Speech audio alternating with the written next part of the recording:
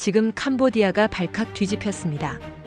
태국 공군의 F-16 전투기가 연이어 이륙하며 캄보디아를 향한 대규모 공습이 본격화됐기 때문입니다. 그런데 전쟁의 흐름을 태국 쪽으로 완전히 돌려세운 결정적 요인이 있었습니다. 바로 대한민국 K방산입니다. 한국산 무기를 중심으로 제공권과 해상 통제권을 동시에 장악한 태국은 단숨에 전세를 뒤집었습니다. 도대체 무슨 일이 벌어지고 있는 걸까요? 지금 숨막히는 전쟁의 실체를 공개합니다. 구독과 좋아요 눌러주세요. 저는 마이클 로렌스입니다. 국제안보연구소 줄여서 ISR에서 동남아 군사분석을 총괄하는 책임연구원이었죠. 워싱턴에서 25년간 세계 각국의 무기 체계를 분석해왔고 제 보고서 하나가 수십억 달러 규모의 무기 계약을 좌우하기도 했습니다. 그래서 저는 늘 자신 있었어요. 어떤 분쟁이 터지든 어떤 무기가 등장하든 제 분석은 틀린 적이 없다고 말입니다.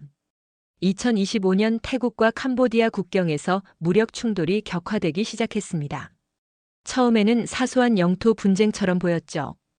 국경지대에 오래된 사원을 두고 양측이 신경전을 벌이는 정도였으니까요. 하지만 상황은 빠르게 악화되었습니다. 캄보디아 쪽에서 중무장한 군벌 세력이 개입하기 시작했고 그들 뒤에는 중국 삼합회의 검은 자금이 흐르고 있었어요. 저는 워싱턴 사무실에서 이 상황을 주시하고 있었습니다. 제 책상 위에는 양측의 무기 체계 분석 자료가 쌓여 있었죠. 캄보디아 군벌이 보유한 중국산 무기 목록, 태국군이 최근 도입한 장비 현황, 지형 분석 데이터까지 모든 것이 준비되어 있었습니다. 저는 커피를 한 모금 마시며 자료를 넘겼어요. 결론은 이미 머릿속에 있었습니다. 중국산 무기의 우위는 명확하다. 제가 그렇게 판단한 데는 이유가 있었습니다. 캄보디아 측은 중국으로부터 대량의 군사 장비를 지원받고 있었어요. 최신형 드론, 대공 미사일, 장갑차까지 물량면에서 태국을 압도했죠. 게다가 그들은 지형을 완벽하게 활용하고 있었습니다. 국경 산악지대에 숨어 있으면서 민간 시설 뒤에 거점을 구축했어요. 국제법상 함부로 공격할 수 없는 위치에 자리 잡은 겁니다. 반면 태국 쪽은 어땠을까요? 태국군이 최근 도입한 무기 중 상당수가 한국산이었습니다. T-50TH 훈련기, 한국산 정밀 유도폭탄 KGB, 그리고 3,000톤급 호위함까지 한국 방산 제품으로 무장하고 있었죠. 저는 그 목록을 보면서 고개를 저었습니다. 한국 무기라고요. 물론 가격 대비 성능은 인정합니다. 수출 실적도 나쁘지 않죠. 하지만 실전은 다른 문제였어요. 저는 동료 분석가 제임스에게 말했습니다. 한국 무기의 문제는 실전 데이터가 부족하다는 거야. 미국산 무기는 수십 년간 실전에서 검증됐고 중국산 무기도 중동과 아프리카에서 써먹을 기회가 많았지. 하지만 한국은 1953년 이후로 전쟁을 안 했잖아. 제임스가 고개를 끄덕였습니다. 그도 같은 생각이었죠. 우리 사이에서 한국 무기에 대한 평가는 늘 비슷했어요. 훈련장에서는 잘 작동하지만 진짜 전쟁터에서 어떻게 될지는 아무도 모른다. 그게 우리의 공식적인 입장이었습니다. 며칠 뒤 저는 ISR 정기 브리핑에서 태국 캄보디아 상황을 발표해야 했습니다. 회의실에는 국방부 관계자들과 주요 방산 기업 임원들이 앉아 있었죠. 저는 프레젠테이션 자료를 띄우며 말했어요. 현재 상황을 분석한 결과 캄보디아 측이 전술적 우위를 점하고 있습니다. 그들은 산악 지형과 민간 시설을 방패로 활용하고 있으며 중국산 무기의 물량 공세가 예상됩니다. 태국군은 최근 한국산 무기를 대량 도입했으나 해당 장비들의 실전 검증 데이터가 부족한 상황입니다. 회의실 뒤편에서 누군가 질문했습니다. 한국산 정밀 유도폭탄의 성능은 어떻게 평가하십니까? 저는 자신 있게 대답했습니다. KGB는 분명 기술적으로 우수한 무기입니다. GPS와 관성 항법을 결합한 유도 방식은 미국산과 유사하죠. 하지만 문제는 실전 환경입니다. 산악 지형에서 GPS 신호 교란이 발생하면 정확도가 급격히 떨어질 수 있어요. 게다가 캄보디아 측 거점은 민간 시설과 혼재되어 있습니다. 오폭 위험이 높은 상황에서 한국산 무기가 얼마나 정밀하게 작동할지는 미지수입니다. 저는 결론을 내렸습니다.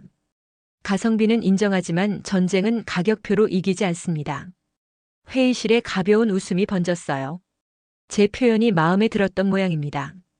저도 만족스러웠죠. 명쾌한 분석, 확실한 결론. 이게 제가 25년간 쌓아온 명성의 비결이었으니까요. 브리핑이 끝난 뒤 저는 사무실로 돌아와 보고서를 마무리했습니다. 제목은 태국 캄보디아 국경 분쟁 전망, 중국산 무기의 전술적 우위와 한국산 무기의 한계였죠.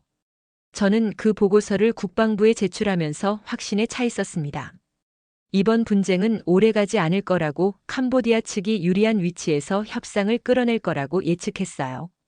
그날 밤 저는 집으로 돌아가는 길에 라디오 뉴스를 들었습니다. 태국 정부가 국경지대에 추가 병력을 배치했다는 소식이었죠. 저는 별로 신경 쓰지 않았어요. 어차피 태국은 중국의 압박에 밀릴 수밖에 없다고 생각했으니까요. 한국산 무기로 무장한 태국군이 뭘 할 수 있겠어요. 훈련장에서 잘 작동하는 것과 실전에서 승리하는 것은 완전히 다른 문제입니다. 저는 그렇게 확신하고 있었습니다. 하지만 제가 몰랐던 게 있었어요. 그 무렵 태국 공군 기지에서는 심상치 않은 움직임이 시작되고 있었습니다. T-50 전투기들이 야간에도 이륙 준비를 하고 있었고 KG-12 정밀 유도 폭탄이 무장 장착되고 있었죠. 저는 그런 사실을 전혀 모르고 있었습니다. 워싱턴의 쾌적한 사무실에서 데이터만 보고 분석하는 것이 제 일이었으니까요. 제가 한국 무기는 실전 검증이 부족하다고 자신있게 발표하던 그 시각, 태국 공군 전략기획장교 차이아붓 위라판 대령은 작전 지도 앞에서 조용히 미소 짓고 있었습니다. 그는 한국에서 직접 훈련을 받은 인물이었어요. 한국 무기의 진짜 능력을 누구보다 잘 알고 있었죠. 저는 그때 깨닫지 못했습니다. 제가 평생 쌓아온 분석 경력이 며칠 안에 무너지게 될 줄은요. 한국 무기에 대한 제 확신, 중국산 무기의 우위에 대한 제 판단, 그 모든 것이 산산이 부서지게 될 줄은 전혀 예상하지 못했습니다. 전쟁은 데이터로 예측할 수 없다는 걸 저는 곧 뼈저리게 배우게 됩니다. 그로부터 사흘 뒤였습니다. 저는 새벽 5시에 울리는 전화벨 소리에 잠에서 깼어요. 화면에는 국제안보연구소 긴급 상황실 번호가 떠 있었죠. 저는 불길한 예감을 느끼며 전화를 받았습니다. 로렌스 박사님, 지금 바로 출근하셔야 합니다. 태국 상황이 급변했습니다. 저는 서둘러 옷을 입고 차에 올랐어요. 워싱턴 새벽 거리는 텅 비어 있었지만 제 머릿속은 온갖 시나리오로 가득 찼습니다. 캄보디아가 선제 공격을 했나, 아니면 태국이 무모한 도발을 했나. 어떤 상황이든 제 예측대로 중국산 무기의 우위가 입증되는 방향일 거라고 생각했죠. 상황실에 도착하자 이미 분석관 6명이 모여 있었습니다.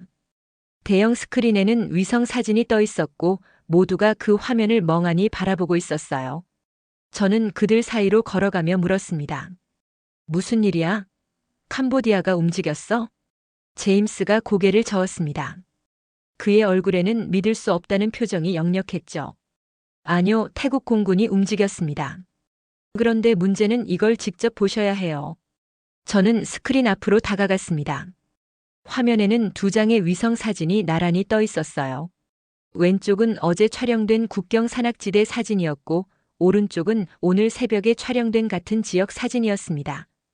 저는 처음에 무엇이 달라졌는지 알아채지 못했어요. 뭐가 문제야? 똑같아 보이는데. 제임스가 화면을 확대했습니다. 그제야 저는 눈을 의심했어요. 어제 사진에 선명하게 보이던 대형 건물 단지가 오늘 사진에서는 완전히 사라져 있었습니다. 건물이 있던 자리에는 거대한 분화구처럼 파인 구덩이만 남아 있었죠. 이게 뭐야? 저는 당황해서 물었습니다. 제임스가 설명을 시작했어요. 골든 드래곤 리조트입니다. 공식적으로는 카지노와 호텔이 결합된 복합 리조트였죠. 하지만 실제로는 중국 삼합회의 동남아 거점이었습니다. 마약 자금 세탁, 불법 무기 거래, 캄보디아 군벌 지원까지 모든 검은 돈이 이곳을 통해 흘렀어요. 삼합회와 군벌의 자금줄이 바로 여기였던 겁니다. 저는 고개를 끄덕였습니다. 골든 드래곤에 대해서는 저도 알고 있었어요. 하지만 그곳은 공격이 불가능한 목표로 분류되어 있었습니다. 이유는 명확했죠. 잠깐, 골든 드래곤은 산 뒤편에 있잖아. 해발 1200m 능선 뒤에 숨어 있어서 직접 타격이 불가능한 위치야. 게다가 주변에 민간인 거주 지역이 있고 국제 관광객도 머무는 곳이었어. 어떻게 이걸 쳤지? 제임스가 또 다른 화면을 띄웠습니다. 태국 공군의 작전 기록이었어요. 오늘 새벽 3시 47분 태국 공군 T-50 2대가 이륙했습니다. 그들은 KGB 정밀 유도 폭탄을 탑재하고 있었죠. 4시 12분 폭탄이 투하됐습니다. 단 한 번의 투하였어요. 저는 믿을 수 없다는 표정으로 물었습니다. T-50으로? 그건 훈련기잖아. 경공격기로 개조됐다고 해도 이런 작전에 투입할 수준이 아니야. 그게 문제입니다, 박사님. T-50이 해냈어요. 제임스가 공격 영상을 재생했습니다.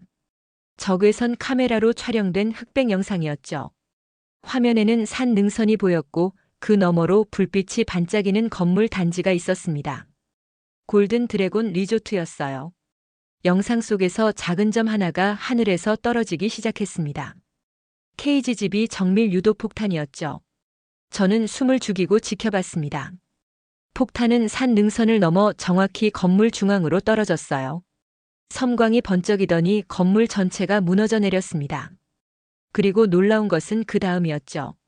불과 200m 떨어진 민간 주거 지역에는 창문 하나 깨지지 않았습니다. 이게 가능해? 저는 중얼거렸어요. 상식적으로 이해가 되지 않았습니다. 산 뒤편 목표물을 공격하려면 고각도 투하가 필요한데 그러면 정확도가 급격히 떨어집니다. GPS 유도만으로는 이 정도 정밀도를 달성할 수 없어요. 게다가 민간시설 바로 옆이었습니다. 지형 은폐, 민간시설 인접, 산악 지형. 이 세 가지 조건이 모두 갖춰진 목표물은 사실상 공격 불가능이라고 교과서에 적혀 있어요. 그런데 화면 속 결과는 제 모든 상식을 뒤집고 있었죠. 저는 피해 분석 데이터를 요청했습니다. 화면에 숫자들이 떠올랐어요. 목표물 파괴율 98.7%, 부수적 피해 제로, 민간인 사상자 제로. 저는 그 숫자들을 여러 번 다시 읽었습니다. 오류가 있을 거라고 생각했죠. 데이터 검증했어? 3번 했습니다. 결과는 같아요. 제임스의 목소리에도 당혹감이 묻어 있었습니다. 저는 의자에 털썩 앉았어요. 머릿속이 복잡해지기 시작했습니다. 제가 며칠 전에 발표한 보고서가 떠올랐죠. 한국산 무기의 실전 검증 데이터 부족, 산악 지형에서 정확도 저하 우려. 그 모든 분석이 단 한 번의 공격으로 무너지고 있었습니다. 저는 고개를 저으며 말했어요. 이건 폭격이 아니야. 네? 제임스가 되물었습니다. 저는 화면을 가리키며 말했죠. 이건 폭격이 아니라 외과 수술이야. 암세포만 정확히 도려내고 주변 조직은 건드리지 않는 그런 수술 말이야. 어떻게 이게 가능하지? 상황실에 침묵이 흘렀습니다. 아무도 대답하지 못했어요. 우리 모두가 같은 생각을 하고 있었죠. 한국산 무기가 이 정도 성능을 가지고 있다면 우리가 알고 있던 모든 것이 틀렸을 수도 있다는 생각 말입니다. 그때 상황실 문이 열리더니 국방부 연락관이 들어왔습니다. 그의 손에는 급히 출력한 문서 뭉치가 들려 있었어요. 방금 태국 국방부에서 공식 발표가 나왔습니다. 골든 드래곤 리조트 타격 작전을 공식 인정했어요. 작전명은 클린 스위프입니다. 저는 문서를 받아 읽었습니다. 태국 정부의 발표문이었죠. 그 내용은 더 충격적이었어요. 본 작전에서 사용된 KGB 정밀 유도 폭탄의 명중 오차는 1.2m였음을 공식 확인합니다. 이는 제조사 공칭 성능인 3m를 크게 상회하는 결과입니다. 1.2m라고요. 저는 그 숫자를 몇 번이나 다시 읽었습니다. 미국산 제이담의 공칭 오차가 13m입니다. 실전에서는 보통 그보다 더 커지죠. 그런데 한국산 KGB가 실전에서 1.2m 오차를 기록했다니 이건 상상할 수 없는 수치였어요. 저는 일어서서 창밖을 바라봤습니다. 워싱턴의 아침 해가 떠오르고 있었죠. 하지만 제 머릿속은 어둡기만 했어요. 25년간 쌓아온 제 분석 체계가 흔들리고 있었습니다. 한국 무기는 실전 검증이 부족하다, 가성비는 좋지만 성능은 의문이다. 그런 제 확신이 단 한 번의 작전으로 산산조각 나고 있었죠. 제임스가 조심스럽게 다가왔습니다.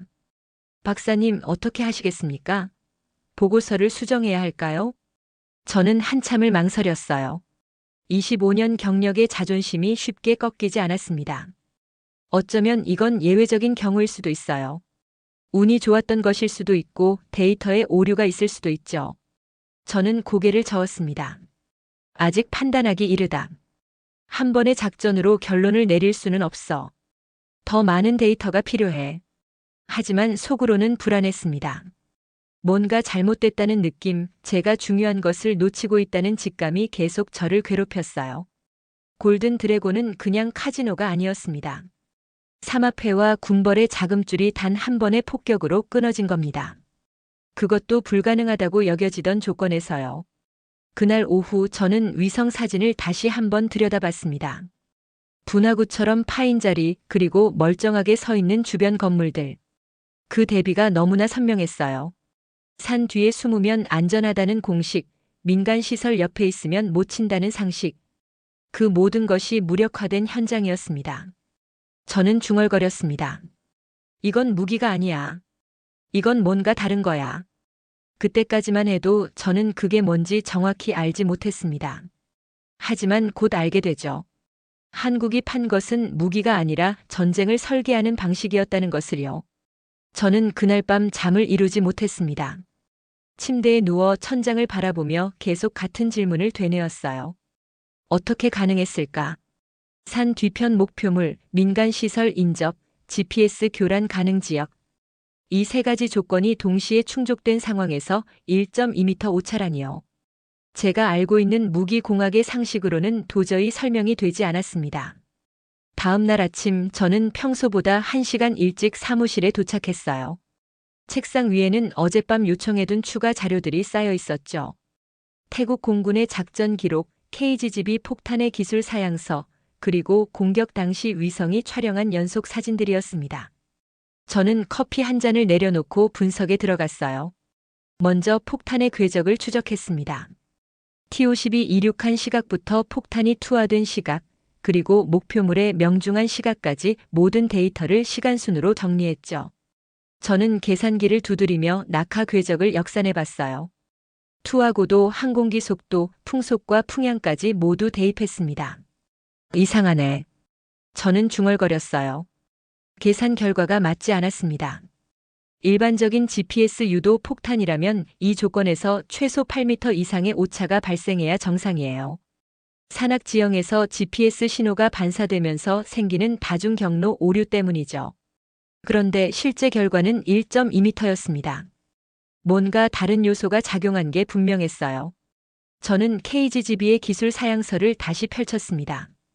한국방위사업청에서 공개한 공식 문서였죠. GPS와 관성 항법 장치를 결합한 복합 유도 방식, 여기까지는 미국산 제2담과 비슷했어요. 하지만 한 가지 차이점이 눈에 들어왔습니다. 문서 하단에 작은 글씨로 적혀 있었죠. 지형 대조 보정 알고리즘 탑재. 저는 그 문장을 몇 번이나 다시 읽었습니다.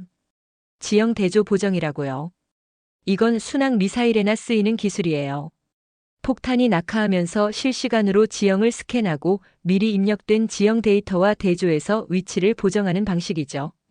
이 기술을 활공 폭탄에 적용했다는 건 처음 들어보는 얘기였습니다. 저는 바로 제임스를 불렀어요. 이거 봐. KGB의 지형 대조 보정 기능이 있대. 제임스가 사양서를 들여다보더니 고개를 갸웃거렸습니다. 그게 가능해요? 활공 폭탄은 낙하 시간이 짧잖아요.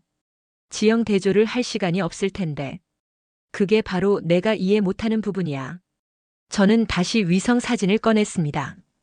공격 직전과 직후 사진을 번갈아 보면서 뭔가 단서를 찾으려 했죠. 그러다 한 가지 이상한 점을 발견했어요. 폭탄이 떨어진 지점이 건물 정중앙이 아니었습니다. 약간 동쪽으로 치우쳐 있었죠. 왜 정중앙이 아니지? 저는 확대해서 자세히 살펴봤어요. 그제야 이유를 알 수 있었습니다. 폭탄이 떨어진 지점은 건물의 구조적 취약점이었어요. 지하 주차장과 본관 건물이 연결되는 부분, 바로 그 접합부를 정확히 타격한 겁니다. 덕분에 폭발 에너지가 건물 전체로 균일하게 전파되면서 완전 붕괴가 일어났죠. 이건 우연이 아니야. 저는 확신했습니다. 단순히 GPS 좌표를 입력해서 떨어뜨린 게 아니에요. 누군가 건물의 구조를 분석하고 최적의 타격 지점을 계산한 겁니다. 그리고 폭탄은 정확히 그 지점에 떨어졌죠. 이건 폭탄의 성능만으로는 설명이 안 되는 결과였어요. 저는 자료를 더 파고들었습니다.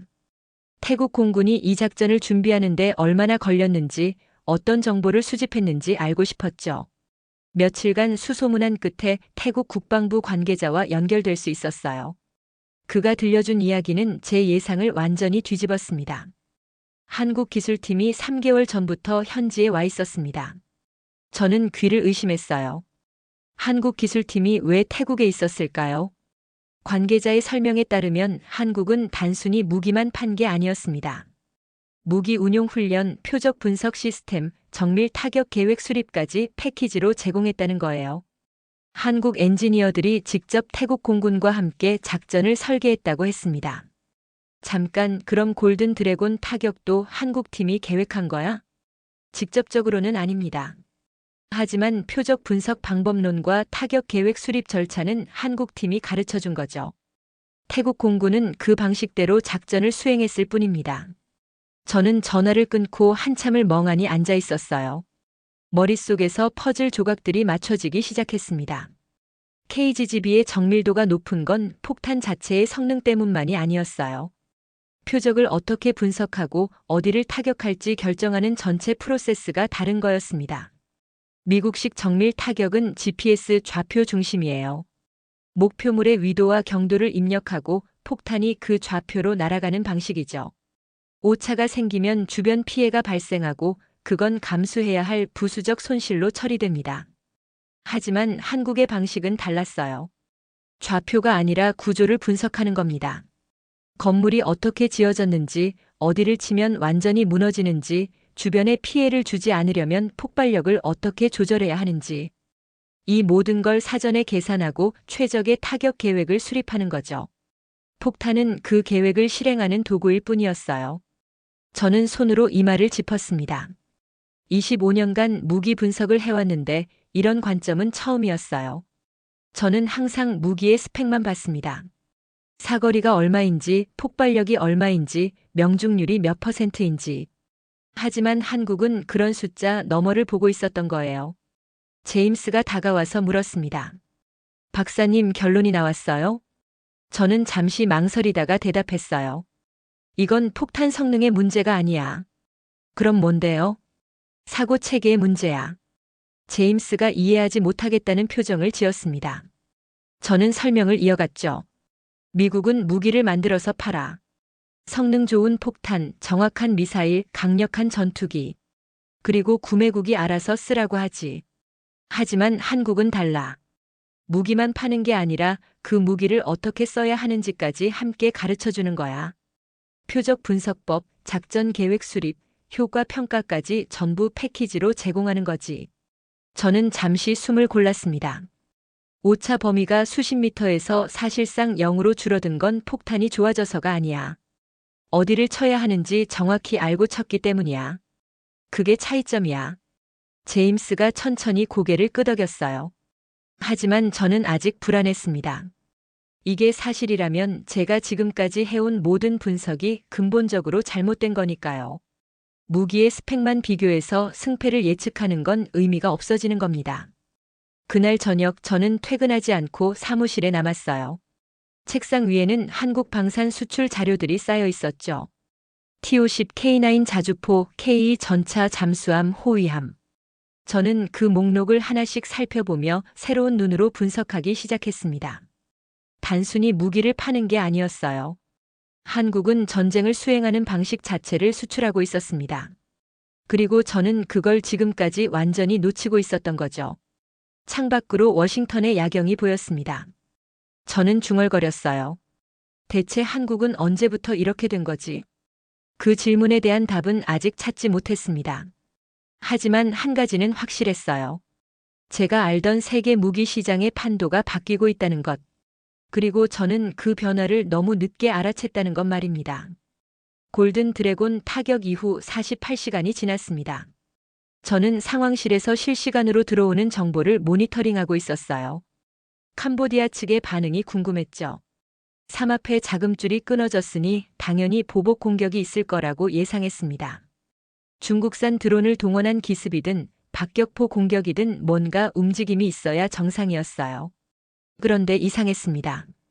아무 일도 일어나지 않았어요. 저는 제임스에게 물었습니다. 캄보디아 측 동향은 어때? 그게요, 이상하게 조용합니다. 군벌 병력이 국경에서 5km 후방으로 물러났어요. 공격 준비 동작이 전혀 감지되지 않습니다. 저는 고개를 갸웃거렸어요. 말이 안 됐습니다. 골든 드래곤은 삼합회의 심장이었어요. 그걸 잃고도 가만히 있다고요. 뭔가 다른 이유가 있을 거라고 생각했죠. 그때 새로운 정보가 들어왔습니다. 태국 공군이 움직이고 있다는 첩보였어요. 박사님, 태국 공군 T-50 편대가 우타파우 기지에서 우돈탄이 기지로 전진 배치됐습니다. 저는 지도를 펼쳤어요. 우돈타니는 캄보디아 국경에서 불과 200km 거리에 있는 공군 기지였습니다. T-50의 작전 반경을 고려하면 캄보디아 전역이 사정권 안에 들어오는 위치였죠. 몇 대야? 12대입니다. 전투 무장 상태로 24시간 대기 중이래요. 저는 잠시 생각에 잠겼습니다. 12대의 T-50이 전투 준비를 완료한 채 대기하고 있다. 이건 단순한 훈련이 아니었어요. 명백한 무력 시위였습니다. 하지만 의아한 점이 있었죠. 왜 출격을 안 하지? 지금 캄보디아 군벌 거점을 치면 전쟁이 끝날 텐데.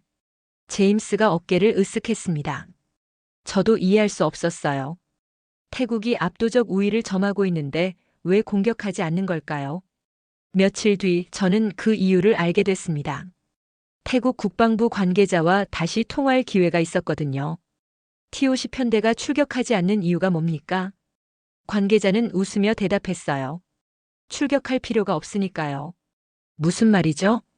로웬스 박사님, 전쟁은 꼭 총을 쏴야 이기는 게 아닙니다. 상대가 싸울 의지를 잃으면 그걸로 끝이에요. 지금 캄보디아 측이 정확히 그 상태입니다. 저는 더 자세한 설명을 요청했습니다. 관계자가 들려준 이야기는 충격적이었어요. 골든 드래곤 타격 직후 캄보디아 군벌 지휘부에서 긴급 회의가 열렸다고 합니다. 그들은 태국 공군의 정밀 타격 능력에 경악했어요. 산 뒤에 숨어도 소용없다는 걸 직접 목격했으니까요. 회의 내용이 태국 정보기관에 입수됐는데 그 내용이 흥미로웠습니다. 우리 지휘소도 저렇게 당할 수 있다. 군벌 사령관이 그렇게 말했다고 해요. 그의 지휘소는 캄보디아 내륙 깊숙한 곳에 있었습니다. 민간 병원 지하에 위치해 있었고 국제법상 공격이 불가능한 곳이었죠. 하지만 골든 드래곤도 그랬습니다. 민간 시설 옆에 있었고 산 뒤에 숨어 있었어요. 그런데 한 발에 사라졌죠. 군벌 지휘부의 공포는 거기서 끝나지 않았습니다. 태국 공군 T-50이 우돈타니에 전진 배치됐다는 소식이 전해지자 패닉 상태에 빠졌어요. 12대의 T-50이 24시간 대기하고 있다. 언제든 출격할 수 있다. 다음 목표가 어디일지 아무도 모른다. 그들은 하늘을 올려다보기 시작했습니다. 관계자가 그렇게 표현했어요. 캄보디아 군벌 병사들이 하늘만 쳐다보고 있다는 거였죠. T-50이 언제 나타날지 몰라서 움직이지 못하고 있다고 했습니다. 차량 이동도 줄었고 병력 집결도 못하고 있었어요. 하늘에서 누군가 지켜보고 있다는 공포가 그들을 마비시킨 겁니다. 저는 그제야 태국의 전략을 이해했습니다. T-50 편대는 공격하기 위해 전진 배치된 게 아니었어요. 공격할 수 있다는 가능성을 보여주기 위해 배치된 거였죠. 골든 드래곤 타격은 그 가능성이 현실이라는 걸 증명한 사례였고요. 심리전이군요. 제가 중얼거리자 관계자가 고개를 끄덕였습니다. 정확합니다. 한국 군사 고문단이 조언한 전략이에요. 그들은 이렇게 말했답니다. 한 발 쏴서 보여주고 10발 쏠 수 있다는 걸 알려주면 상대는 스스로 무너진다고요. 저는 전화를 끊고 한참을 생각에 잠겼습니다. 이건 제가 알던 전쟁과 완전히 다른 방식이었어요. 미국식 전쟁은 압도적 화력으로 상대를 분쇄하는 거였습니다. 최대한 많은 폭탄을 투하하고 최대한 많은 목표물을 파괴하고 상대가 더 이상 싸울 능력이 없을 때까지 공격하는 거죠. 하지만 한국식 전략은 달랐어요. 정확히 하나를 치고 그 하나로 10개를 위협하는 방식이었습니다. 폭탄은 적게 쓰면서 효과는 극대화하는 거죠. 그리고 그 핵심은 정밀도였어요. 어디든 원하는 곳을 정확히 칠 수 있다는 능력. 그 능력을 한번 보여주면 상대는 어디에 숨어도 안전하지 않다고 느끼게 됩니다. 며칠이 더 지났습니다. 캄보디아 측의 상황은 점점 악화되고 있었어요. 군벌 지휘부에서 내분이 시작됐다는 첩보가 들어왔습니다. 하급 지휘관들이 이탈하기 시작했고 병사들의 탈영도 늘어나고 있었죠. 삼합회 자금이 끊기면서 월급도 못 받게 됐으니 당연한 결과였어요. 그런데 정작 태국 공군은 아무것도 하지 않았습니다. TOC 편대는 여전히 우돈타니에서 대기 중이었어요. 출격 기록은 단 한 번도 없었죠. 그들은 그냥 거기 앉아서 기다리고 있었습니다. 저는 그 장면을 떠올리며 메모를 적었어요. 날지 않았지만 이미 이긴 전투였다. 이게 한국이 태국에 가르쳐준 전쟁 방식이었습니다. 무기는 쓰지 않으면서 무기의 존재감만으로 상대를 굴복시키는 전략. 한 번의 정밀 타격으로 신뢰성을 입증하고 그 다음부터는 위협만으로 충분한 구조. 비용 효율적이고 민간 피해도 최소화되고 국제 여론도 관리할 수 있는 방식이었죠. 저는 책상에 앉아 보고서를 수정하기 시작했습니다. 제가 며칠 전에 쓴 분석은 완전히 틀렸어요. 중국산 무기의 우위, 한국산 무기의 한계. 그런 결론은 더 이상 유효하지 않았습니다. 하지만 아직 공식적으로 수정하기에는 이르다고 생각했어요. 더 많은 증거가 필요했죠. 그날 밤 저는 또 한 통의 전화를 받았습니다. 태국 공군 관계자였어요. 로렌스 박사님, 내일 중요한 일이 있을 겁니다. 주목하고 계세요. 무슨 일인데요? 태국 해군이 움직입니다. 전화는 그렇게 끊어졌어요. 저는 그 말의 의미를 곰곰이 생각했습니다. 공군에 이어 해군까지 태국이 본격적으로 죄어들기 시작한 거였죠. 하늘이 닫혔으니 이제 바다를 닫을 차례였습니다. 저는 창밖을 바라보며 중얼거렸어요. 도대체 이 전쟁은 어디까지 가는 거지? 그때까지만 해도 저는 몰랐습니다. 다음 날 벌어질 일이 제 예상을 또 한 번 완전히 뒤집어 놓을 줄은요. 다음 날 아침 저는 평소보다 일찍 상황실에 도착했습니다. 어젯밤 전화가 계속 머릿속을 맴돌았거든요. 태국 해군이 움직인다. 그 말이 무슨 의미인지 궁금했어요. 공군의 T-50 전진 배치만으로도 캄보디아 군벌은 마비 상태에 빠져 있었습니다. 거기에 해군까지 투입한다면 어떤 상황이 벌어질까요? 상황실에 들어서자 제임스가 급하게 다가왔어요. 그의 손에는 방금 출력한 위성 사진이 들려 있었습니다. 박사님, 태국 해군 호위함이 움직이고 있습니다. 저는 사진을 받아들었어요. 타이만 해역을 촬영한 이미지였죠. 사진 중앙에 회색 군함 한 척이 선명하게 찍혀 있었습니다. 저는 함정 식별 번호를 확인했어요. HTMS 부미폴 아두냐뎃 3000톤급 호위함이군. 맞습니다. 한국에서 건조한 DW3000H급이에요. 2019년에 취역했죠. 저는 그 함정에 대해 알고 있었습니다. 한국이 태국에 수출한 최신의 호위함이었어요. 스텔스 설계가 적용됐고 대함 미사일과 대공 미사일, 대잠 어뢰까지 갖춘 다목적 전투함이었죠. 하지만 실전에 투입된 적은 한 번도 없었습니다. 적어도 제가 알기로는 그랬어요. 어디로 향하고 있어? 캄보디아 영해 근처입니다. 시아누쿠빌 항구에서 약 50페리 거리에 위치하고 있어요. 저는 지도를 펼쳤습니다. 시아누쿠빌은 캄보디아의 유일한 심해 항구였어요. 캄보디아 군벌이 외부로부터 물자를 공급받을 수 있는 유일한 통로였죠. 중국에서 오는 무기와 삼합회 자금이 모두 이 항구를 통해 들어왔습니다. 그런데 태국 호위함이 그 앞을 막고 있다니요. 해상 봉쇄를 하려는 건가? 제임스가 고개를 끄덕였습니다. 그런 것 같습니다. 하지만 이상한 점이 있어요. 뭐가? 호위함이 딱 한 척뿐입니다. 저는 다시 위성 사진을 들여다봤어요. 정말 한 척뿐이었습니다. 해상 봉쇄라면 보통 최소 서너 척의 함정이 필요해요. 해역 전체를 커버하려면 그 정도 숫자가 있어야 효과적이거든요. 그런데 단 한 척으로 뭘 하겠다는 걸까요? 캄보디아 해군 전력은 어떻게 돼? 제임스가 자료를 찾아봤습니다. 고속정 위주입니다. 500톤 미만 소형 함정이 대부분이고 가장 큰 배도 1000톤을 넘지 않아요. 대한 미사일 탑재 능력은 없습니다. 저는 고개를 끄덕였어요. 캄보디아 해군은 사실상 연안 경비대 수준이었습니다. 원양 작전 능력이 전무했죠. 하지만 그래도 숫자로는 태국 호위함 한 척보다 많았어요. 때로 덤비면 어떻게든 될 수 있지 않을까 생각했습니다. 그런데 현실은 달랐어요. 오후가 되자 새로운 정보가 들어왔습니다. 캄보디아 해군 고속정 3척이 시아누쿠빌 항구를 출항했다는 첩보였어요. 저는 긴장하며 상황을 지켜봤습니다.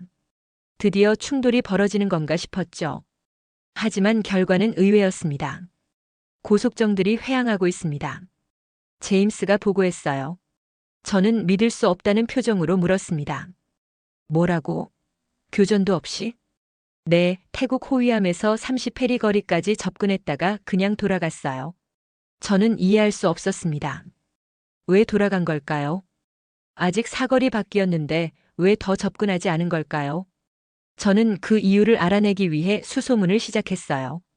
며칠 뒤 저는 동남아 주재 해군 무관을 통해 흥미로운 정보를 입수했습니다. 캄보디아 고속정이 회항한 이유가 밝혀졌어요.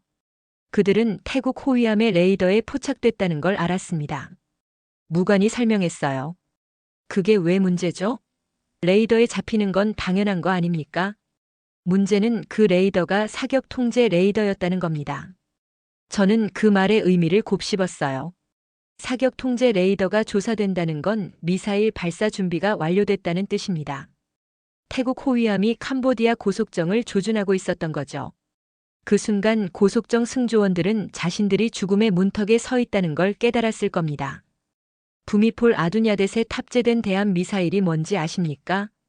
무관이 물었어요. 저는 대답했습니다. SSM-700K 해성이죠. 한국산 대함 미사일. 맞습니다. 사거리 150km, 마하 0.9의 아음속 순항 미사일이에요. 하지만 중요한 건 사거리가 아닙니다. 그럼 뭔데요? 명중률입니다. 해성 미사일의 명중률은 95% 이상으로 알려져 있어요. 그리고 캄보디아 고속정에는 그걸 막을 방공 시스템이 없습니다. 저는 상황을 이해했습니다. 캄보디아 고속정 입장에서 보면 태국 호위함에 접근하는 건 자살 행위나 마찬가지였어요. 30페리 거리에서 사격 통제 레이더에 조사당했다는 건 다가가면 죽는다는 경고였죠. 그들은 싸워보지도 못하고 물러날 수밖에 없었습니다. 저는 다시 위성 사진을 들여다봤어요. 태국 호위함 한 척이 타이만 한가운데 떠 있었습니다. 아무것도 하지 않는 것처럼 보였죠. 하지만 그 존재만으로 캄보디아의 바다가 닫힌 거였어요. 어떤 배도 그 앞을 지나갈 수 없었습니다. 이 배는 포를 쏘기 전에 길을 지웠군요. 저는 중얼거렸어요. 제임스가 동의하듯 고개를 끄덕였습니다. 며칠이 지나자 해상 봉쇄의 효과가 나타나기 시작했습니다. 캄보디아 군벌 지역에서 물자 부족 징후가 포착됐어요.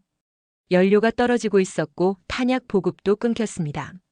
중국에서 오던 무기 선적선들이 항로를 바꿔 싱가포르로 향하고 있다는 첩보도 들어왔어요. 태국 호위함을 뚫고 지나갈 엄두를 못 낸 거죠. 저는 그 상황을 보면서 한 가지 질문이 떠올랐습니다. 왜 중국은 개입하지 않는 걸까요? 캄보디아 군벌 뒤에는 분명 중국의 이해관계가 있었어요. 삼합회 네트워크, 1대1로 프로젝트, 남중국해 영향력 확대까지. 중국이 가만히 있을 이유가 없었죠. 저는 그 답을 찾기 위해 중국 측 동향을 분석했습니다. 그리고 흥미로운 사실을 발견했어요. 중국 해군 함정들이 남중국해에서 움직임을 보이고 있었지만 타이만 쪽으로는 오지 않았습니다. 의도적으로 거리를 두고 있는 것처럼 보였죠. 이유는 간단했어요. 태국은 아세안 회원국이었습니다. 중국이 태국과 직접 충돌하면 아세안 전체와 적대 관계에 놓이게 되죠. 그건 중국도 원하지 않는 시나리오였어요. 그래서 중국은 캄보디아 군벌을 지원하면서도 직접 개입은 피하고 있었던 겁니다. 태국은 그 점을 정확히 파악하고 있었고 중국이 개입할 수 없는 수준에서 압박을 가하고 있었죠. 저는 감탄하지 않을 수 없었습니다. 이건 단순한 군사작전이 아니었어요. 외교적 계산까지 완벽하게 맞아떨어지는 전략이었죠. 태국 혼자서 이 정도 그림을 그렸을까요? 저는 의문이 들었습니다. 그때 한 가지 정보가 더 들어왔어요. 한국 해군 장교 2명이 부미폴 아두냐댓에 승선해 있다는 첩보였습니다. 공식적으로는 기술 지원 명목이었지만 실제로는 작전 조언을 하고 있다는 소문이 돌았어요. 저는 퍼즐 조각이 맞춰지는 느낌을 받았습니다. T-50의 정밀 타격, 심리전 전략, 그리고 이제 해상 봉쇄까지. 이 모든 것 뒤에 한국이 있었어요. 한국은 무기만 판 게 아니라 그 무기를 어떻게 사용해야 전쟁에서 이길 수 있는지까지 가르쳐주고 있었습니다. 저는 책상 앞에 앉아 메모를 정리했어요. 한국식 무기 수출의 핵심 하드웨어가 아닌 소프트웨어. 무기 그 자체보다 무기를 운용하는 방식, 전략, 전술을 함께 제공함. 이로 인해 구매국의 실전 능력이 비약적으로 상승함. 저는 그 메모를 오래 들여다봤습니다. 25년간 무기 분석을 해왔지만 이런 관점으로 시장을 본 적은 없었어요. 미국은 최고의 무기를 만들어서 팝니다.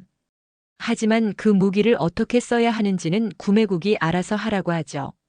반면 한국은 무기와 함께 그 무기로 이기는 방법까지 패키지로 제공하고 있었어요. 창밖으로 해가 지고 있었습니다. 저는 의자에 깊이 기대앉아 생각에 잠겼어요. 태국 하늘에서는 T-50이 대기하고 있고 바다에서는 호위함이 길을 막고 있습니다. 캄보디아 군벌은 사면초가에 몰렸죠. 단 한 발의 미사일도 한 발의 어뢰도 발사되지 않았는데 말이에요. 이게 한국이 설계한 전쟁이었습니다. 적은 비용으로 최대 효과를 내는 방식, 민간 피해를 최소화하면서 적을 굴복시키는 전략. 저는 인정할 수밖에 없었어요. 이건 제가 알던 전쟁과 완전히 다른 차원의 것이었습니다. 그날 밤 저는 보고서 초안을 작성하기 시작했어요. 제목은 K방산의 새로운 패러다임 무기가 아닌 전쟁 수행 능력의 수출이었습니다. 하지만 아직 발표하기에는 이르다고 생각했죠. 상황이 어떻게 전개될지 더 지켜봐야 했으니까요. 저는 모니터를 끄고 사무실을 나섰습니다. 복도를 걸으면서 중얼거렸어요. 이제 다음은 뭐지? 하늘과 바다가 막혔으니 남은 건. 저는 그 답을 곧 알게 됩니다. 캄보디아 군벌에게 남은 건 아무것도 없었다는 걸요. 해상 봉쇄가 시작된 지 일주일이 지났습니다. 저는 상황실에서 캄보디아 내부 동향을 모니터링하고 있었어요. 그리고 믿기 어려운 장면들을 목격하기 시작했죠. 캄보디아 군벌 조직이 안에서부터 무너지고 있었습니다. 첫 번째 징후는 통신 두절이었어요. 군벌 지휘부와 일선 부대 간의 무선 교신이 급격히 줄어들었습니다. 처음에는 보안 강화 때문인가 싶었죠. 하지만 곧 진짜 이유가 밝혀졌어요. 통신 장비를 운용할 연료가 떨어진 거였습니다. 해상 봉쇄로 디젤 공급이 끊기면서 발전기를 돌릴 수 없게 된 거죠. 제임스가 새로운 첩보를 가져왔습니다. 박사님, 캄보디아 군벌 병력이 분산되고 있습니다. 어제까지 국경 근처에 집결해 있던 2,000명 규모 부대가 사라졌어요. 어디로 갔어? 흩어졌습니다. 소규모 단위로 나뉘어서 정글 속으로 들어갔어요. 조직적인 후퇴가 아니라 각자 도생 상태인 것 같습니다. 저는 고개를 끄덕였어요. 예상된 수순이었습니다. 하늘에서는 T-50이 지켜보고 있고 바다에서는 호위함이 길을 막고 있으니까요. 집결하면 표적이 되고 움직이면 발각됩니다. 남은 선택지는 숨는 것뿐이었죠. 하지만 숨는다고 해결될 문제가 아니었어요. 며칠 뒤 더 충격적인 소식이 들려왔습니다. 군벌 사령관 준 소피악이 행방불명됐다는 거였어요. 행방불명이라니? 죽은 건가? 저는 물었습니다. 제임스가 고개를 저었어요. 아닙니다. 도주한 것 같습니다. 측근 몇 명과 함께 베트남 국경으로 넘어갔다는 첩보가 있어요. 저는 할 말을 잃었습니다. 사령관이 부하들을 버리고 도망쳤다니요. 그것도 전투 한 번 제대로 못 해보고 말이에요. 이건 군대가 아니라 그냥 오합지졸이었습니다. 국준 소피아게 도주 소식이 퍼지자 군벌 조직은 완전히 붕괴하기 시작했어요. 하급 지휘관들이 앞다퉈 항복 의사를 밝혔습니다. 병사들은 무기를 버리고 민간인 사이로 숨어들었죠. 일주일 전만 해도 국경을 위협하던 무장 세력이 순식간에 증발해버린 거였어요. 저는 그 광경을 지켜보면서 한 가지 의문이 들었습니다. 중국은 뭘 하고 있는 걸까요? 캄보디아 군벌은 중국의 지원을 받고 있었어요. 삼합회 자금, 중국산 무기, 심지어 군사 고문단까지 있었다고 합니다. 그런데 왜 아무런 대응이 없는 걸까요? 저는 그 답을 찾기 위해 중국 측 동향을 추적했어요. 그리고 놀라운 사실을 발견했습니다. 중국은 이미 손을 떼고 있었어요. 골든 드래곤 타격 직후 중국 정부 내부에서 긴급 회의가 열렸다고 합니다. 회의 주제는 캄보디아 상황 대응이었죠. 하지만 결론은 의외였어요. 개입하지 않기로 한 거였습니다. 이유는 명확했죠. 첫째, 태국을 직접 공격하면 아세안 전체와 적대 관계에 놓이게 됩니다. 중국의 1대1로 프로젝트에 치명적인 타격이 될 수 있었어요. 둘째, 캄보디아 군벌은 공식적으로 중국 정부와 관계없는 민간 무장 세력이었습니다. 중국이 공개적으로 지원하면 국제사회의 비난을 피할 수 없었죠. 셋째, 그리고 이게 가장 중요한 이유인데 이미 승부가 기울었다고 판단한 거였어요. 골든 드래곤 타격으로 삼합회 자금줄이 끊겼고 해상 봉쇄로 보급로가 차단됐습니다. 여기에 추가 자원을 투입해봤자 손해만 커질 뿐이라고 계산한 거죠. 저는 그 정보를 접하고 씁쓸한 기분이 들었어요. 중국은 캄보디아 군벌을 자신들의 이익을 위해 이용했습니다. 무기를 팔고 자금을 대주고 태국을 견제하는 대리전을 벌이게 했죠. 하지만 상황이 불리해지자 바로 손을 떼버렸어요. 마치 쓰다 버리는 도구처럼 말이에요. 중국은 팔았지만 책임지지는 않았다. 저는 메모장에 그렇게 적었습니다. 이게 중국식 무기 수출의 민낯이었어요.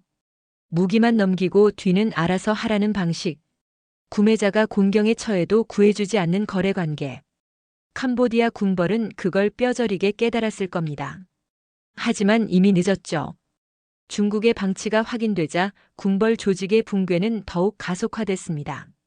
삼합회 네트워크도 동시에 무너지기 시작했어요. 골든 드래곤이 파괴되면서 동남아 전역에 퍼져 있던 삼합회 지부들이 자금난에 시달리게 됐거든요. 저는 홍콩 주재 정보원을 통해 삼합회 내부 상황을 파악했습니다. 상황은 제 예상보다 심각했어요. 골든 드래곤은 삼합회 동남아 사업의 심장이었습니다. 정보원이 설명했어요. 마약 수익, 도박 수익, 인신매매 수익이 모두 골든 드래곤을 통해 세탁됐죠. 그게 한 방에 날아가니까 전체 시스템이 마비된 겁니다. 다른 경로로 우회할 수는 없어. 시간이 걸립니다. 최소 6개월에서 1년은 필요해요. 그 사이에 조직이 버틸 수 있을지 모르겠습니다. 정보원의 말대로 삼합회 조직들이 하나둘 와해되기 시작했어요. 태국, 베트남, 필리핀 등 동남아 각국에서 삼합회 조직원들이 체포되고 있다는 뉴스가 연일 보도됐습니다. 골든 드래곤이 사라지면서 자금 흐름이 끊기자 조직을 유지할 수 없게 된 거죠. 저는 그 뉴스들을 보면서 놀라움을 금할 수 없었어요. 태국 공군의 단 한 번 공격이 이 모든 연쇄 반응을 일으킨 거였습니다. KGB 폭탄 몇 발로 수십 년간 구축된 범죄 네트워크가 무너지고 있었어요. 이건 단순한 군사작전의 성공이 아니었습니다. 전략적 타격의 교과서적인 사례였죠. 한편 캄보디아 국경 상황도 급변하고 있었습니다. 군벌 세력이 사라지자 캄보디아 정부군이 국경 지역을 접수하기 시작했어요. 캄보디아 정부 입장에서도 군벌은 골칫거리였거든요. 중앙정부 통제를 벗어난 무장 세력이 국경에 버티고 있으니 국가 주권이 훼손되는 상황이었죠. 태국이 군벌을 제거해 준 건 오히려 캄보디아 정부에도 이익이었습니다. 저는 이 복잡한 상황을 정리하면서 태국의 전략이 얼마나 치밀했는지 다시 한번 감탄했어요. 태국은 캄보디아 정부가 아니라 군벌만 타격했습니다. 덕분에 캄보디아 정부와의 외교적 충돌을 피할 수 있었죠. 오히려 캄보디아 정부는 내심 태국에 고마워하고 있을지도 몰라요. 자기들이 못하던 일을 대신 해준 셈이니까요. 이건 완벽한 작전이야. 저는 중얼거렸어요. 군사적 목표 달성, 외교적 리스크 최소화, 민간 피해 제로, 국제 여론 관리까지 모든 면에서 성공적이었습니다. 그리고 그 중심에는 한국이 있었죠. 한국이 제공한 무기, 한국이 가르쳐준 전략, 한국이 함께 설계한 작전 계획. 이 모든 것이 결합되어 이런 결과를 만들어낸 거였어요. 며칠 뒤 캄보디아 군벌의 공식적인 종말을 알리는 뉴스가 나왔습니다. 도주했던 사령관 준 소피악이 베트남에서 체포됐다는 소식이었어요.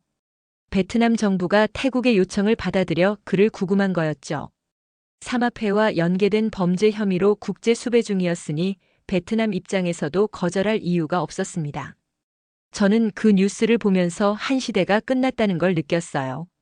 캄보디아 국경의 그림자 세력, 중국이 뒤에서 조종하던 군벌, 삼합회의 동남아 거점. 그 모든 것이 한 달도 안 되는 사이에 사라져버렸습니다. 그리고 그 시작은 T-50 2대와 KGB 폭탄 몇 발이었죠. 상황실에 정적이 흘렀습니다. 모두가 화면을 바라보며 같은 생각을 하고 있었어요. 이게 현대전의 새로운 모습인가? 대규모 지상군 투입 없이, 장기간의 소모전 없이 정밀 타격과 봉쇄만으로 적을 무너뜨리는 방식. 그리고 그 방식을 설계한 건 한국이었습니다. 저는 창밖을 바라봤어요.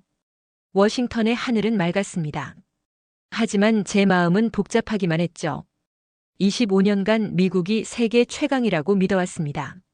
미국 무기가 최고이고 미국 전략이 표준이라고 생각했어요. 하지만 지금 제 눈앞에서 벌어진 일은 그 믿음에 균열을 내고 있었습니다. 중국 무기는 아무도 지켜주지 않았어. 저는 혼잣말을 했어요. 중국산 무기로 무장한 군벌은 단 한 번의 제대로 된 전투도 못하고 무너졌습니다. 반면 한국산 무기로 무장한 태국은 최소한의 자원으로 최대한의 성과를 거뒀죠. 이 차이가 뭘까요? 무기의 성능 차이? 아니었어요. 그 무기를 어떻게 사용하느냐의 차이였습니다. 저는 책상 앞에 앉아 보고서를 다시 열었어요. 이제 결론을 내려야 할 때였습니다. 하지만 그 결론은 제가 25년간 쌓아온 모든 분석 체계를 뒤집는 것이었죠. 저는 키보드 위에 손을 올려놓고 한참을 망설였습니다. 그때 전화벨이 울렸어요. 태국 국방부 관계자였습니다. 로렌스 박사님, 내일 태국 공군 기지에서 기자회견이 있습니다. 관심 있으시면 참석해 주세요. 무슨 내용인데요? 이번 작전의 공식 결산입니다. 그리고 한국 방산 관계자도 참석할 예정이에요. 저는 잠시 생각했어요. 그리고 대답했습니다. 가겠습니다. 전화를 끊고 저는 다시 창밖을 바라봤어요. 이제 직접 확인할 차례였습니다. 한국이 어떻게 이 모든 것을 설계했는지 그 답을 찾아야 했죠. 다음 날 아침 저는 방콕행 비행기에 올랐습니다. 12시간의 긴 비행이었지만 잠이 오지 않았어요. 머릿속에는 지난 몇 주간 벌어진 일들이 계속 맴돌았죠. 골든 드래곤 타격, T-50의 전진 배치, 해상 봉쇄, 그리고 군벌의 붕괴까지. 이 모든 것이 제가 알던 전쟁의 상식을 뒤집어 놓았습니다. 방콕 수완나품 공항에 도착한 건 현지 시간으로 저녁 7시였어요. 태국 국방부에서 보낸 차량이 저를 기다리고 있었습니다. 저는 곧바로 우타파오 공군 기지로 향했죠. 밤새 달려서 새벽에 도착했어요. 기자회견은 오전 10시에 예정되어 있었습니다. 기지에 들어서자 활주로 위에 T-50 전투기들이 정렬해 있는 게 보였어요. 멀리서 봤을 때는 그냥 훈련기처럼 보였습니다. 하지만 가까이 다가가니 느낌이 달랐죠. 날개 아래 무장 파일런에는 KGB 폭탄이 장착되어 있었어요. 이 작은 비행기가 캄보디아 군벌을 무너뜨린 주역이었습니다. 기자회견장은 경납고 안에 마련되어 있었어요. 이미 각국 기자들과 군사 전문가들이 자리를 채우고 있었죠. 저는 뒤쪽에 앉아서 주위를 둘러봤습니다. 그때 한 무리의 사람들이 눈에 들어왔어요. 태국 장교들 사이에 동양인 몇 명이 서 있었습니다. 복장으로 봐서 민간인 같았어요. 저는 그들이 한국에서 온 방산 관계자들이라고 짐작했죠. 회견이 시작됐습니다. 태국 공군 사령관이 먼저 연단에 올랐어요. 그는 이번 작전의 경과를 설명했습니다. 골든 드래곤 타격부터 해상 봉쇄, 그리고 군벌 붕괴까지 전 과정을 공개했죠. 그리고 한 가지 놀라운 수치를 발표했어요. 이번 작전에서 태국군이 사용한 정밀 유도 폭탄은 총 6발입니다. 저는 귀를 의심했어요. 6발이라고요. 한 달간의 작전에서 고작 6발의 폭탄만 사용했다니 믿기 어려운 숫자였습니다. 미국이 비슷한 규모의 작전을 수행했다면 수백 발은 썼을 거예요. 그런데 태국은 6발로 모든 걸 해결한 거였죠. 6발의 폭탄으로 적의 자금줄, 통신망, 지휘 체계를 완전히 마비시켰습니다. 민간인 사상자는 단 한 명도 발생하지 않았습니다. 사령관의 말에 회견장이 웅성거리기 시작했어요. 기자들이 손을 들어 질문을 쏟아냈죠. 저는 조용히 메모를 하면서 그 광경을 지켜봤습니다. 회견이 끝난 뒤 저는 한국 방산 관계자들에게 다가갔어요. 그중 한 사람이 먼저 손을 내밀었습니다. 마이클 로렌스 박사님이시죠? 저는 박진우입니다. 한국방위산업진흥회 해외사업 총괄을 맡고 있어요. 저는 악수를 하며 물었습니다. 제 이름을 어떻게 아셨습니까? 박사님 보고서는 업계에서 유명하죠. 특히 한국 무기에 대한 분석은 꼼꼼히 읽었습니다. 그의 말투에는 비꼼이 없었어요. 오히려 담담했죠. 저는 약간 부끄러워졌습니다. 제가 며칠 전에 쓴 보고서 한국산 무기의 실전 검증 부족을 지적한 그 보고서가 떠올랐거든요. 솔직히 말씀드리면 제가 틀렸던 것 같습니다. 저는 인정했어요. 박진우가 미소를 지었습니다. 틀리신 게 아닙니다. 다만 보시는 관점이 달랐던 거죠. 시간 되시면 잠깐 이야기 나눌 수 있을까요? 저는 고개를 끄덕였어요. 우리는 기지 내 휴게실로 자리를 옮겼습니다. 커피를 한 잔씩 들고 마주 앉았죠. 저는 먼저 질문을 던졌어요. 어떻게 6발만으로 이런 결과를 만들어낼 수 있었습니까? 박진우가 잠시 생각하더니 대답했습니다. 로렌스 박사님, 우리는 무기를 팔 때 한 가지 원칙이 있어요. 고객이 전쟁에서 이길 수 있도록 돕는다는 거죠. 무기 성능만 좋으면 소용없어요. 그 무기를 어떻게 써야 하는지, 언제 써야 하는지, 어디를 쳐야 하는지까지 함께 알려줘야 진짜 가치가 있는 겁니다. 저는 고개를 끄덕였어요. 이건 제가 이미 파악한 내용이었습니다. 하지만 더 구체적인 걸 알고 싶었죠. 구체적으로 어떤 지원을 하셨습니까? 3가지입니다. 첫째, 표적 분석 교육. 둘째, 작전 계획 수립 지원. 셋째, 효과 평가 방법론 전수. 이 3가지를 무기와 함께 패키지로 제공했어요. 박진우가 설명을 이어갔습니다. 골든 드래곤을 예로 들어볼게요. 우리 팀이 태국 공군과 함께 3개월간 표적 분석을 했습니다. 건물 구조, 취약점, 주변 환경, 최적 타격 지점까지 모두 계산했죠. 그래서 폭탄 한 발로 건물 전체를 무너뜨릴 수 있었어요. 아무데나 떨어뜨린 게 아니라 정확히 계산된 지점에 떨어뜨린 겁니다. 저는 그 말을 듣고 무릎을 쳤어요. 제가 궁금했던 부분이 바로 그거였거든요. 1.2m 오차의 비밀, 그건 폭탄 성능만이 아니라 어디를 칠지 정확히 알고 있었기 때문이었습니다. 그럼 T-50 전진 배치도 미리 계획된 거였습니까? 물론이죠. 골든 드래곤 타격은 시작일 뿐이었어요. 그 다음 단계까지 모두 설계되어 있었습니다. 한 번의 타격으로 능력을 보여주고 전진 배치로 위협을 유지하고 해상 봉쇄로 고립시키는 거였죠. 적이 어떻게 반응할지 예측하고 그에 맞는 대응을 준비해 둔 겁니다. 저는 할 말을 잃었어요. 이건 단순한 무기 수출이 아니었습니다. 전쟁 수행 능력 자체를 수출한 거였죠. 무기는 그 능력을 실현하는 도구일 뿐이었어요. 박진우가 커피를 한 모금 마시더니 말을 이었습니다. 박사님, 우리 한국은 전쟁을 경험한 나라예요. 1950년에 나라가 완전히 파괴됐죠. 그래서 우리는 전쟁이 뭔지 알아요. 전쟁에서 이기려면 뭐가 필요한지도 알고요. 우리가 만드는 무기에는 그 경험이 담겨 있습니다. 저는 그 말이 가슴에 와닿았어요. 한국은 70년 전에 폐허가 됐던 나라입니다. 그런 나라가 지금은 세계 최고 수준의 무기를 만들고 있어요. 그 안에 담긴 절박함, 생존에 대한 의지, 다시는 당하지 않겠다는 결의. 그게 한국 방산의 DNA였던 거죠. 한 가지 더 여쭤봐도 될까요? 왜 이렇게까지 하십니까? 무기만 팔면 더 쉬울 텐데요. 박진우가 잠시 생각하더니 대답했어요. 쉬운 길을 가면 한 번 팔고 끝이에요. 하지만 고객이 전쟁에서 이기면 평생 고객이 됩니다. 태국은 앞으로도 한국 무기를 살 거예요. 이번에 효과를 직접 봤으니까요. 그리고 태국의 성공을 본 다른 나라들도 한국을 찾아올 겁니다. 이게 우리의 전략이에요. 저는 고개를 끄덕였어요. 단기 이익보다 장기 관계를 중시하는 접근법. 무기 판매가 아니라 파트너십 구축. 이건 미국 방산업체들이 놓치고 있는 부분이었습니다. 회의를 마치고 저는 호텔로 돌아왔어요. 방에 들어서자마자 노트북을 열었습니다. 그리고 보고서 파일을 불러왔죠. 제가 며칠 전에 쓴 분석 보고서, 한국산 무기의 한계를 지적한 그 문서 말이에요. 저는 한참을 화면을 바라봤습니다. 25년 경력의 자존심이 쉽게 꺾이지 않았어요.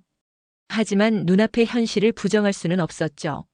제가 틀렸습니다. 완전히 틀렸어요.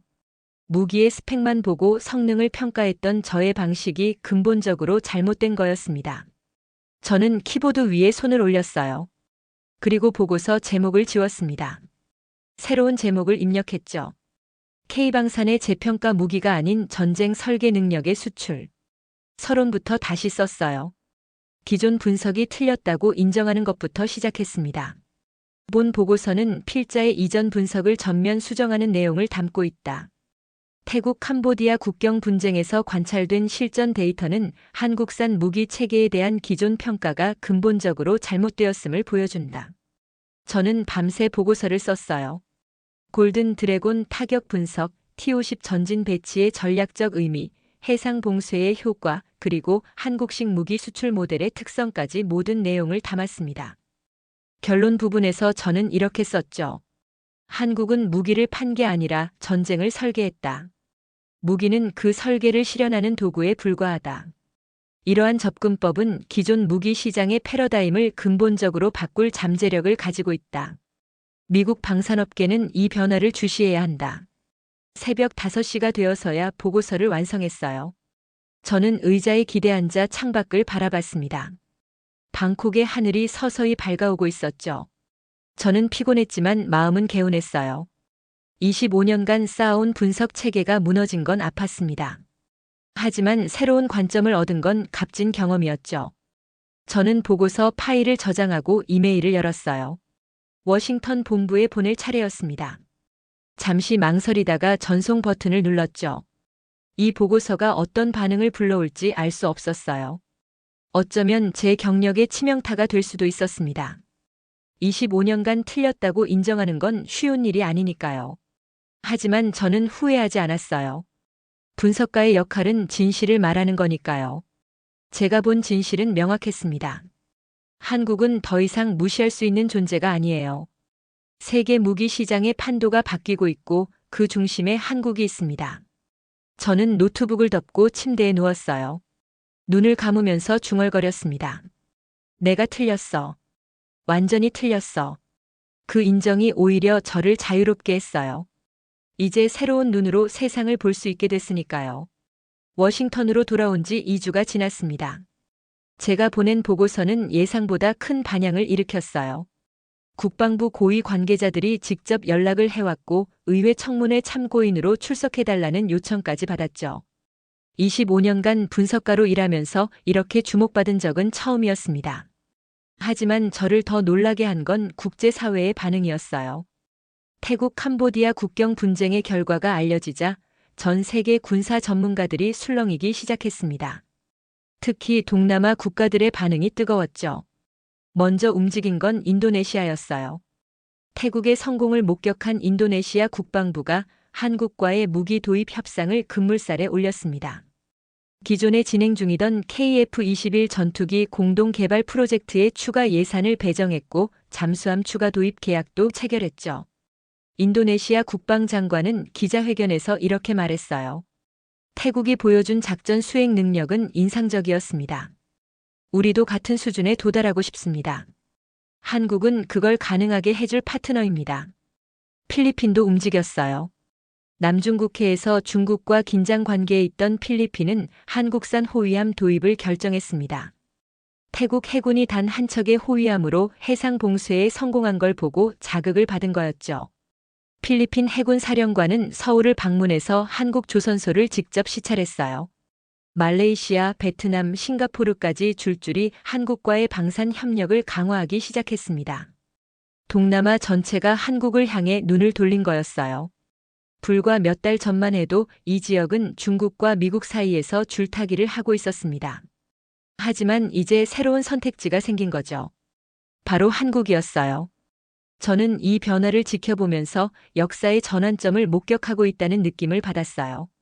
냉전 이후 세계 무기 시장은 미국과 러시아 그리고 중국이 지배해왔습니다. 유럽 국가들이 틈새를 노리는 정도였죠. 하지만 이제 한국이 그 판도를 흔들고 있었어요. 한 달 뒤 저는 또 한 번 태국을 방문했습니다. 이번에는 공식 초청이었어요.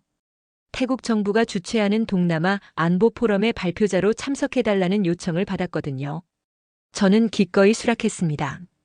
직접 눈으로 변화를 확인하고 싶었어요. 방콕에 도착하자 공항부터 분위기가 달랐습니다. 태국 국민들의 표정에 자신감이 넘쳤어요. 거리 곳곳에 태국 공군과 해군을 응원하는 현수막이 걸려 있었죠. 택시 기사가 저한테 자랑스럽게 말했어요. 우리 태국 군대가 해냈습니다. 전 세계가 우리를 다시 보고 있어요. 저는 고개를 끄덕였어요. 이건 단순한 군사적 승리가 아니었습니다. 한 나라의 자존심이 회복된 거였죠. 태국은 오랫동안 주변 강대국들 사이에서 눈치를 봐왔습니다. 중국의 경제적 압박, 미국의 정치적 요구 사이에서 균형을 잡느라 애썼죠. 하지만 이제 달랐어요. 태국은 스스로를 지킬 수 있다는 걸 증명했습니다. 포럼 당일 저는 연단에 올랐어요. 청중석에는 동남아 각국의 국방 관계자들과 군사 전문가들이 앉아 있었습니다. 저는 준비한 발표를 시작했죠. 지난 몇 달간 우리는 현대전의 새로운 패러다임을 목격했습니다. 태국은 최소한의 자원으로 최대한의 성과를 거뒀습니다. 정밀 유도 폭탄 6발로 적의 핵심 거점을 제거하고 전투기 12대의 전진 배치만으로 적의 전의를 꺾었으며 호위함 한 척으로 해상 봉쇄를 완성했습니다. 청중들이 고개를 끄덕였어요. 저는 말을 이었습니다. 이것이 가능했던 이유는 무엇일까요? 무기의 성능 때문일까요? 물론 그것도 중요합니다. 하지만 진짜 이유는 다른 데 있습니다. 저는 잠시 숨을 골랐어요. 태국은 무기만 산 게 아닙니다. 전쟁에서 이기는 방법을 배웠습니다. 표적을 어떻게 분석해야 하는지, 언제 공격하고 언제 기다려야 하는지, 어떻게 적의 심리를 무너뜨리는지까지 모두 배웠습니다. 그리고 그걸 가르쳐준 나라가 바로 한국입니다. 회의장에 웅성거림이 번졌어요. 저는 결론을 향해 나아갔습니다. 저는 25년간 세계 각국의 무기 체계를 분석해왔습니다. 미국 무기가 최고라고 믿었고 다른 나라들은 따라올 수 없다고 생각했습니다. 하지만 제가 틀렸습니다. 저는 청중들을 둘러봤어요. 한국은 무기를 판 게 아닙니다. 전쟁을 설계했습니다. 그리고 그 설계대로 전쟁이 끝났습니다. 이건 제가 본 어떤 작전보다 완벽했습니다. 발표가 끝나자 박수가 쏟아졌어요. 저는 연단에서 내려오면서 이상한 감정을 느꼈습니다. 미국인으로서 다른 나라를 칭찬하는 게 어색했지만 동시에 진실을 말한다는 해방감도 있었죠. 포럼이 끝난 뒤 리셉션이 열렸어요. 각국 관계자들이 저에게 다가와 질문을 쏟아냈습니다. 대부분 한국 무기에 대한 것이었죠. 한국과 협력하면 정말 저런 결과를 낼 수 있냐고, 우리나라도 가능하냐고 물었어요. 저는 솔직하게 대답했습니다. 가능합니다. 하지만 무기만 사면 안 됩니다. 한국이 제공하는 교육과 훈련, 작전 계획 지원까지 함께 받아야 합니다. 그래야 태국처럼 될 수 있어요. 리셉션장 한쪽에서 박진우가 각국 관계자들과 대화를 나누고 있는 게 보였어요. 그의 주변에는 사람들이 줄을 서 있었습니다. 명함을 교환하고 미팅 일정을 잡고 계약 조건을 문의하는 모습이었죠. 한국 방산의 위상이 달라졌다는 걸 실감할 수 있었어요. 저는 발코니로 나가 잠시 바람을 쐬었습니다. 방콕의 야경이 눈앞에 펼쳐졌어요. 화려한 불빛들 사이로 먼 곳에서 비행기 한 대가 이륙하는 게 보였죠. 아마 T-50일 거예요. 태국 공군 조종사들이 야간 훈련을 하고 있겠죠. 그때 누군가 옆에 다가왔어요. 돌아보니 태국 공군 장교였습니다. 차이아붓 위라판 대령, 골든 드래곤 타격 작전을 직접 지휘한 인물이었죠. 로렌스 박사님 발표 잘 들었습니다. 그가 말했어요. 저는 고개를 숙여 인사했습니다. 대령님의 작전이 없었다면 제 발표도 없었을 겁니다. 차이아부 대령이 미소를 지었어요. 저도 처음에는 확신이 없었습니다. 한국에서 훈련받을 때 그들이 가르쳐준 방식이 정말 먹힐지 의문이었죠. 하지만 직접 해보니 알겠더군요. 한국 사람들은 전쟁을 이해하고 있었어요. 저는 그의 말에 귀를 기울였어요. 한국 교관들이 이런 말을 했습니다. 전쟁은 많이 쏘는 게 아니라 정확히 쏘는 거라고요. 10발 쏴서 9발 빗나가는 것보다 1발 쏴서 1발 맞히는 게 낫다고 했죠. 처음에는 무슨 소린가 싶었는데 이제는 완전히 이해합니다. 그가 하늘을 올려다봤어요. 우리 태국은 작은 나라입니다. 중국과 직접 맞서 싸울 수 없어요. 미국에 전적으로 의존하기도 어렵고요. 하지만 이제 우리에게는 선택지가 생겼습니다. 한국이 그 선택지를 만들어줬어요. 저는 그 말이 가슴에 와닿았어요. 한국이 동남아 국가들에게 준 건 단순한 무기가 아니었습니다. 자주 국방의 가능성, 스스로를 지킬 수 있다는 희망을 준 거였죠. 리셉션이 끝나고 호텔로 돌아오는 길에 저는 많은 생각을 했어요. 한국이라는 나라에 대해서요. 70년 전에 전쟁으로 폐허가 됐던 나라, 세계 최빈국 중 하나였던 나라가 지금은 세계 무기 시장의 판도를 바꾸고 있습니다. 이게 어떻게 가능한 걸까요? 저는 답을 알 것 같았어요. 한국은 전쟁을 겪었기 때문에 전쟁을 이해합니다. 가난을 겪었기 때문에 효율의 가치를 압니다. 강대국들 사이에서 살아남아야 했기 때문에 전략적 사고가 몸에 배어 있죠. 그 모든 경험이 한국 방산에 녹아 있는 거예요. 다음 날 아침 저는 공항으로 향하기 전에 한 곳을 들렀습니다. 방콕 외곽에 있는 한국 전쟁 참전 기념비였어요. 태국은 한국 전쟁 때 유엔군으로 참전했습니다. 4,000명이 넘는 태국 군인들이 한국을 위해 싸웠고 그중 129명이 전사했죠. 기념비 앞에 서자 이상한 감정이 밀려왔어요.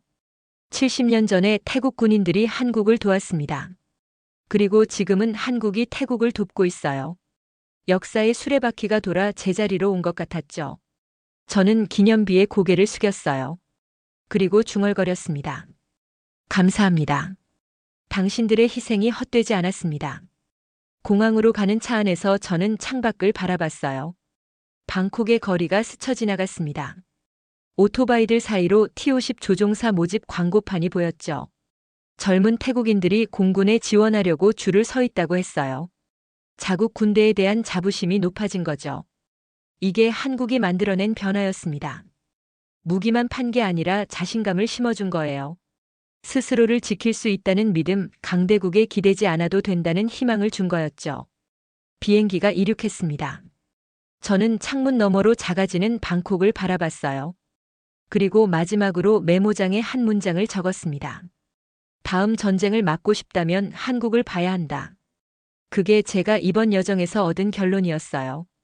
한국은 더 이상 과거의 한국이 아닙니다. 전쟁의 폐허에서 일어나 세계 최고 수준의 무기를 만들고 그 무기로 전쟁을 설계하는 나라가 됐어요. 동남아의 지도가 바뀌고 있고 그 중심에 한국이 있습니다. 저는 눈을 감았어요. 긴 여정이었지만 후회는 없었습니다. 25년간의 편견을 버리고 새로운 눈을 얻었으니까요. 한국이라는 나라를 그리고 그 나라가 만들어내는 변화를 제대로 볼 수 있게 됐으니까요. 비행기가 구름 위로 올라갔습니다. 저는 워싱턴으로 돌아가면 새로운 보고서를 쓸 거예요. 제목은 이미 정해져 있습니다. K방산이 바꾼 세계 한국에서 배워야 할 것들. 그리고 그 보고서의 마지막 문장도 이미 알고 있어요. 한국은 무기를 팔지 않는다. 승리를 판다.